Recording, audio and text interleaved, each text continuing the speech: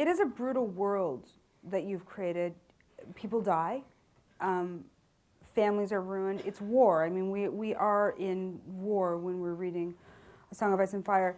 That is different than a lot of fantasy fiction. Yes. What difference is that to you? And you know, you embrace the fantasy genre, but those qualities are different than many fantasy books. You know, I will say that fantasy is changing, and maybe I had some small part in it changing. If you read some of the younger fantasy writers who have come along in the last 5 years or so, I think their work reflects more of a realism. But you know, the modern fantasy largely grew out of the work of J.R. Tolkien and his great landmark Lord of the Rings, which looms over all fantasy like a mountain, and everybody else is operating in the shadow of Tolkien and what he did.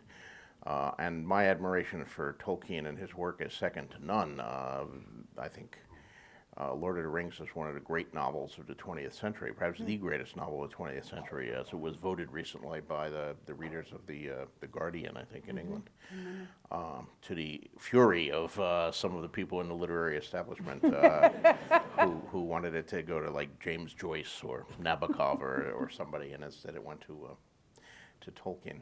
But that being said, following Lord of the Rings, fantasy was largely taken over by Tolkien imitators who were delivering Tolkien-like books, but who didn't seem to capture any of the power of Tolkien and just were borrowing some of his tropes. And some of the things that Tolkien did, which I think worked for him, in the hands of these lesser writers, developed into pretty bad cliches. And you know, the whole thing of the Dark Lord is stirring, and his ugly minions are coming out, and you know they're horrible minions because they're ugly and they wear black, and they have a lot of spikes and stuff on their armor, and you know, and the good guys go forth and they're all like elves and stuff like that, and they're really pretty, and they wear white, and you know, the world is not that simple.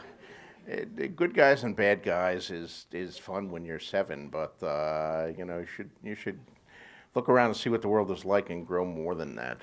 And I wanted to kind of reflect, to weld fantasy with the historical fiction, and which is more gritty and realistic, and to capture some of what I see as the real moral ambiguity of these issues, because real human beings are not. You can't tell the bad people because they're ugly or the good people because they're pretty.